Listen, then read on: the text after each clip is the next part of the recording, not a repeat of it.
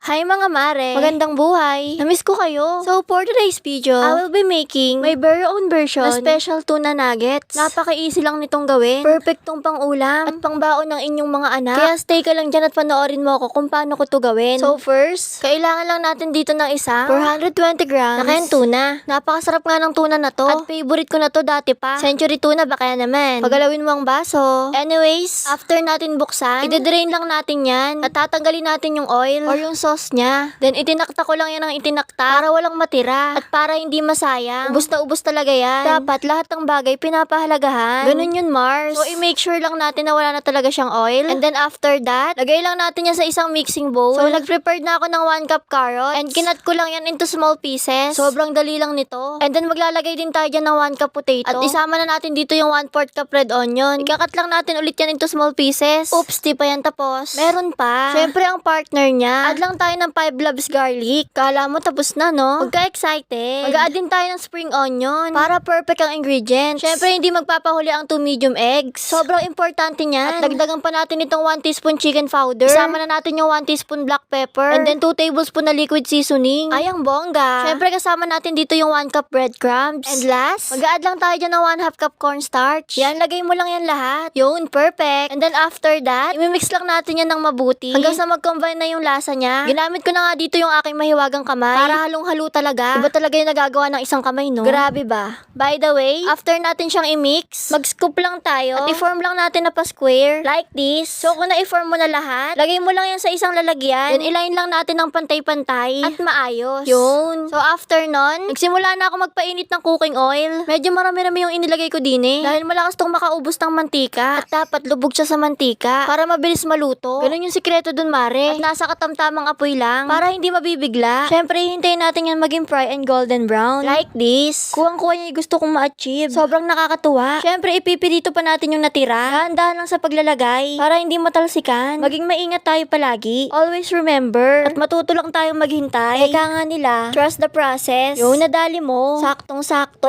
Malutong na talaga siya. Sulit ang paghihintay. At ang bango pa habang niluluto ko. Swak na swak din tong pang merienda. All in one. At pang sosyalan din ang datingan. Hindi magpapatalo. Napakasimple lang pero may masarap ka ng ulam at merienda. O, di ba ang syala? Bugs, di mo kaya. Kaya kung ako sa'yo, mare, gagawin ko na din to. Napakasarap. Promise. Hindi ka magsisisi. Kaya i-comment mo na rin, mare, kung taga saan ka. Para malaman namin kung hanggang saan umabot ang video na to. At huwag mo kakalimutan mag-like and share. At pakipollow na rin ang ating Facebook page na Ang Sarap Kitchen. Maraming salamat sa suporta niyo, mga mare. Sana hindi kayo magsasawa. Mag-iingat kayo palagi. God bless you all. O, ano pang hinihintay mo? I-try mo na din to, mare. Napaka-budget recipe lang. Hindi nakakauma yung lasa. Papa-extra rice ka talaga. At gaganaan ka kumain. Dahil ibang-iba yung lasa. Solid na tuna nuggets. Try mo na. Gora na. Serve and enjoy. Bye-bye. Thanks for watching.